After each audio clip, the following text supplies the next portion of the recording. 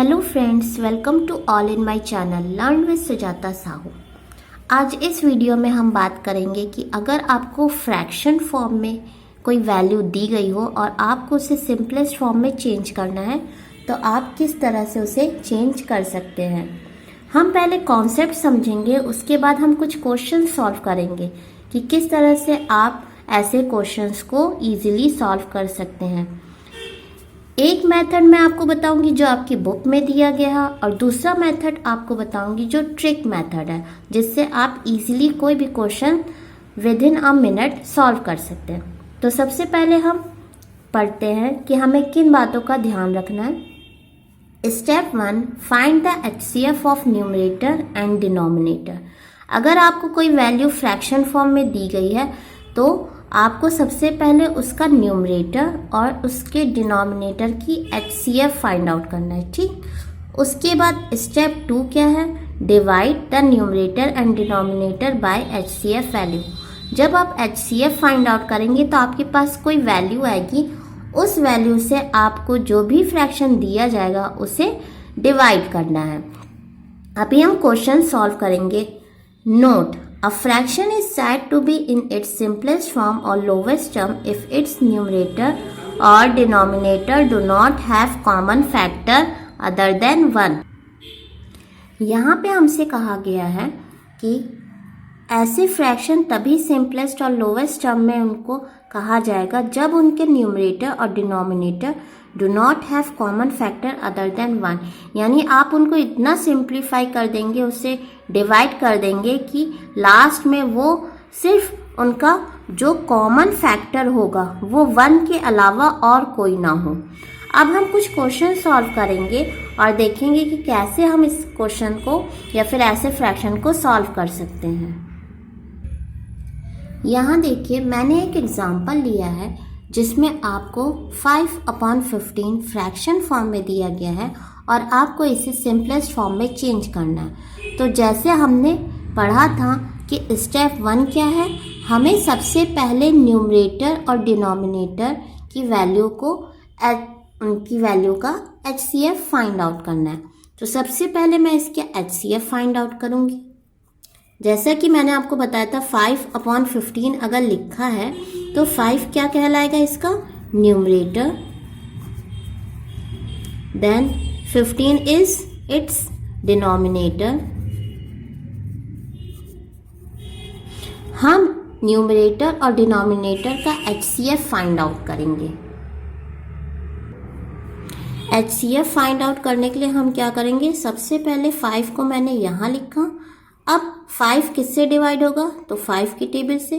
5 1 जा 5, यहाँ पर मेरे पास एक वैल्यू आई 5।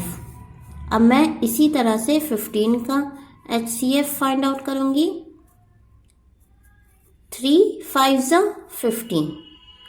अब ये 5 किसी और टेबल से नहीं जाएगा एक्सेप्ट 5, तो मैंने यहाँ पे लिया 5 1 जा 5, ठीक। हमारे पास यहाँ पे कुछ वैल्यूज आई 5, उसके बाद यहाँ पर 5 का जब HCF फाइंड आउट किया तो मेरे पास वैल्यू आई 5। उसके बाद मैंने 15 का HCF फाइंड आउट किया तो मेरे पास वैल्यू आई 3 × 5। हम इधर की वैल्यू को इस साइड लिखते हैं और जो भी वैल्यू आपको दी जाएगी उसको लिखना है, उसके बाद मल्टीप्लाई का सिंबल यूज करना है, उसके बाद नेक्स्ट वैल्यू लिखनी। अब हम क्या करेंगे, पेयर्स बनाएंगे, ठीक। तो यहाँ पे एक 5 है और यहाँ पे एक 5 है, ठीक। यानी कॉमन मैं इन दोनों का पेयर बनाऊंगी। जब आप पेयर बनाएंगे तो हमें सिर्फ एक ही वैल्यू कंसिडर करनी है। यानी हम ये कह सकते हैं HCF ऑफ 5 एंड 15 इज 5, ठीक। अगर मान लीजिए किसी क्वेश्चन में यहाँ पे मान लीजिए 2 हो, मल्टीप्लाई फिर 2, और यहाँ पे 2 हो, यहाँ 2 और यहाँ पे 3 हो, अगर एक वैल्यू होगी तो हम उसे नहीं लेंगे, हमें पेयरिंग करनी है। यानी 2 यहाँ पर भी है और यहाँ पर भी है, 2 यहाँ पर भी है, यहाँ पर भी है, लेकिन यहाँ 2 है बट यहाँ नहीं है तो हम इसकी पेयरिंग नहीं कर सकते। और उसी तरह यहाँ पे तो 3 प्रेजेंट है बट यहाँ पे 3 प्रेजेंट नहीं है तो हम इसकी भी पेयरिंग नहीं कर सकते। तो हमारे पास क्या है वैल्यू 2, मल्टीप्लाई का सिंबल यूज करेंगे और ये 2 लेंगे, फिर हमारे पास क्या आ जाएगी वैल्यू 4। यानी अगर हम किसी नंबर या फिर फ्रैक्शन का HCF फाइंड आउट करेंगे और इस तरह से अगर हमारे पास नंबर दिए जाएंगे, हम उनको पेयर बनाएंगे, उसके बाद एक वैल्यू कंसिडर करके मल्टीप्लाई करेंगे और जो भी यहाँ पे मल्टीप्लाई करने के बाद आंसर आएगा वही उसका HCF हो जाएगा। यहाँ पर 5 और 15 का HCF क्या है 5। ठीक, यहाँ हमने स्टेप नंबर फर्स्ट तो कर लिया, हमें HCF फाइंड आउट करना था न्यूमरेटर और डिनोमिनेटर का, जो हमारे पास वैल्यू 5 आई। नेक्स्ट स्टेप है कि अब हमें डिवाइड करना है जो भी HCF की वैल्यू आई है उससे न्यूमरेटर और डिनोमिनेटर को। अब हम स्टेप 2 देखते हैं। यहाँ देखिए मैंने 5/15 लिखा, उसके बाद मेरे पास HCF की वैल्यू क्या थी, HCF क्या था जो हमने फाइंड आउट किया था अभी 5। अब मैं इस न्यूमरेटर को डिवाइड करूंगी इस 5 से, फिर उसी तरह इस डिनोमिनेटर को भी मैं डिवाइड करूंगी 5 से। अब बताइए 5 की टेबल में 5 कहाँ आएगा 1 टाइम्स, तो हमने 1 यहाँ लिखा।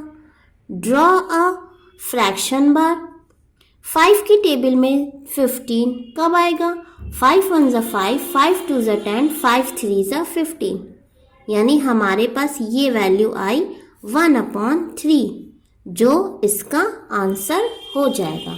आई होप आपको समझ में आया होगा। हम एक और क्वेश्चन सॉल्व करके देखते हैं। यहाँ मैंने दूसरा एग्जाम्पल लिया है जो 14/20 है। आपको इसे लोवेस्ट टर्म और सिंपलेस्ट फॉर्म में इसे चेंज करना है। तो सबसे पहले मैंने क्या बताया था कि स्टेप फर्स्ट क्या है हमारे पास, कि हमें इस न्यूमरेटर और इस डिनोमिनेटर का HCF फाइंड आउट करना है। तो 14 का अगर मैं HCF फाइंड आउट करती हूँ तो सबसे पहले मैं इसे लीस्ट नंबर से डिवाइड करूँगी। जैसे अगर हमारे पास सबसे छोटी वैल्यू क्या है 2, अभी है तो 1 भी, लेकिन हम 1 से नहीं डिवाइड करेंगे, 2 से देखेंगे कि क्या 2 की टेबल से ये 14 डिवाइड हो सकता है। तो हाँ, ये ज़रूर हो जाएगा। 2 7 ज़ा 14, फिर 7 1 ज़ा 7, क्योंकि हम 3 नहीं लेंगे, 4 नहीं लेंगे, 5 6 नहीं लेंगे, क्योंकि उनसे ये डिवाइड नहीं हो पाएगा। तो हमारे पास क्या वैल्यू आई 2 और 7। उसी तरह मैं यहाँ पर 20 को डिवाइड करके देखती हूँ। 2 10 ज़ा 20, 2 5 ज़ा 10, 5 1 ज़ा 5। हमारे पास ये वैल्यू यहाँ आई और ये वैल्यू यहाँ आई। ठीक, अब हम क्या करेंगे, यहाँ पे लिखेंगे 40 और यहाँ क्या लिखेंगे 20। फिर क्या वैल्यू है 2 और 7, यहाँ 2 लिखिए और यहाँ पर 7। ठीक, जो भी वैल्यू यहाँ आएगी हमें उसे इस फॉर्म में लिखना है। उसके बाद यहाँ पे जो वैल्यू आपके पास आई है 20 की, 2 मल्टीप्लाई 2 इंटू 5। ठीक, अब हमें पेयरिंग करनी है। पेयर किसके किसके बनेंगे, एक 2 ये है और एक 2 ये है, तो इनका तो पेयर बन जाएगा, पॉसिबल है। लेकिन क्या है 7 का पेयर यहाँ पे बनेगा, नहीं, क्योंकि यहाँ पे पेयरिंग करने के लिए हमें एक और 7 चाहिए जो यहाँ पर प्रेजेंट नहीं है, तो हम इसकी पेयरिंग नहीं करेंगे। उसी तरह ये 2 यहाँ तो है बट यहाँ नहीं है, तो हम इसकी पेयरिंग नहीं कर सकते। उसी तरह ये 5 यहाँ तो है बट यहाँ नहीं है, तो हम इसकी पेयरिंग नहीं करेंगे। तो अगर हम कहें कि हमारे पास HCF की वैल्यू क्या आई है, HCF ऑफ 14 एंड 20 इज 2, क्योंकि मैंने आपको बताया था कि ऊपर अगर 2 है और नीचे भी 2 है तो हम सिर्फ एक कंसिडर करेंगे, एक वैल्यू, यानी हम सिर्फ एक बार ये 2 लिखेंगे। इसकी वैल्यू क्या आई HCF की 2। अब सेकेंड स्टेप क्या था कि जो भी आपकी HCF की वैल्यू आई है आपको उससे डिवाइड करना है, जो भी आपको फ्रैक्शन दिया गया है। 14/20 लिखा मैंने। अब डिवाइड का सिंबल यूज़ करेंगे और 2 यहाँ लिखेंगे, फिर डिवाइड का सिंबल यूज़ करेंगे और 2 यहाँ लिखेंगे। 2 की टेबल में 14 कब आएगा, 7 टाइम्स में। 2 की टेबल में 20 कब आएगा, 10 टाइम्स में। ठीक, यानी हम ये कह सकते हैं कि हमारे पास 7/10, ये जो आंसर है हमारा, यही आपका आंसर हो जाएगा और ये अब सिंपलेस्ट फॉर्म में ये चेंज हो चुका है। आई होप आपको ये समझ में आया होगा कॉन्सेप्ट। और आप जितने क्वेश्चन सॉल्व करेंगे, आपकी प्रैक्टिस जितनी अच्छी होगी, आपको ऐसे क्वेश्चन सॉल्व करने में टाइम नहीं लगेगा और आप इजीली ऐसे क्वेश्चन को सॉल्व कर सकते हैं। हमने बात की कि जो बुक में आपके मेथड जो दिया गया है, आप उससे किस तरह से फ्रैक्शन फॉर्म को सिंपलेस्ट फॉर्म में चेंज कर सकते हैं। अब हम देखते हैं कि ट्रिक मेथड क्या हो सकता है इसका। यानी अगर आपको कोई क्वेश्चन सॉल्व करना हो और आपको बुकिश मेथड याद नहीं है या फिर आपको टाइम आपका वेस्ट हो रहा है, तो आप ट्रिक के मेथड से भी यूज़ कर सकते हैं और अपने क्वेश्चन का आंसर फाइंड आउट कर सकते हैं। यहाँ पे हमें ये ध्यान रखना है, जब हम न्यूमरेटर और डिनोमिनेटर को डिवाइड करें तो हम कोशिश करेंगे कि हम एक ही वैल्यू लें। यानी हमें न्यूमरेटर और डिनोमिनेटर को एक ही वैल्यू से डिवाइड करना होगा। ठीक, तो देखिए सबसे पहले हम क्या ले सकते हैं, टेबल में सबसे छोटा नंबर क्या है 2। ठीक, लेकिन यहाँ देखिए क्या 2 से 9 डिवाइड होगा? नहीं, बट 18 हो जाएगा। लेकिन मैंने बताया था आपको कि हमें वही नंबर लेना है जिससे न्यूमरेटर और डिनोमिनेटर दोनों वैल्यू डिवाइड हो जाए। ठीक, तो यहाँ पे मैं 2 नहीं ले सकती। अब मैं बात करती हूँ 3 से। 3 से 9 डिवाइड हो जाएगा? हाँ। 3 से 18 भी डिवाइड हो जाएगा। तो हमारे लिए तो परफेक्ट ये नंबर हो गया ना, तो हम 3 से ही इसे डिवाइड करते हैं। 3 3 ज़ा 9, 3 5 ज़ा 15, 3 6 ज़ा 18। मैंने जब डिवाइड किया तो जो आंसर आएगा मैंने यहाँ पे लिखा है।